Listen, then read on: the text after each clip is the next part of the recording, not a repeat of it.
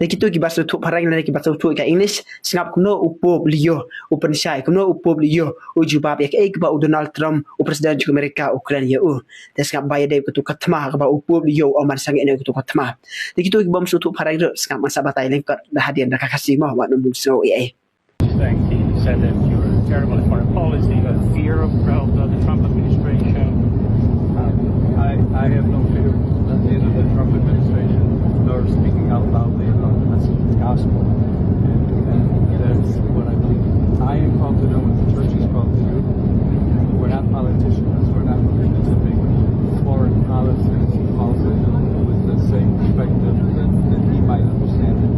But I do believe in the message of the gospel. Blessed are the peacemakers. It's the message of the Lord.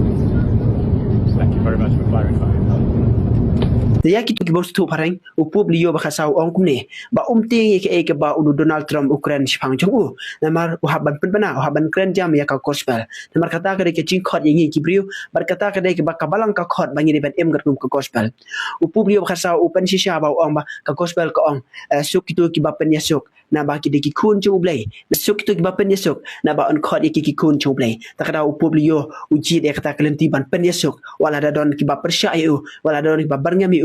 ting ya kata namar uyeng ha ke shisha kat kum ka gospel te kan ke dei ke ji kai ngap ya piru bala da don ba penting yangi da don ba pen smet yangi ken mau mangal ma pingi de kinok penyesuk ni haban penyesuk iwe pat ora jinsuk kata ke dei ke nuksa ka ba upu beliau ba kasau la pen yangi akan ke tama jo ka Iran hak ba upu beliau ong ba umla ban yeng umla ban susngap umla ban susyong haba bun ki mensim ba lilu ki syapan yap haba bun ki sya le ben ya kan leng ka pertai ki jana mar jo ka tama takra upu beliau haban kren ya kan wala da bun ki ba persya wala bun ki ba ongru henry kat kum ka gospel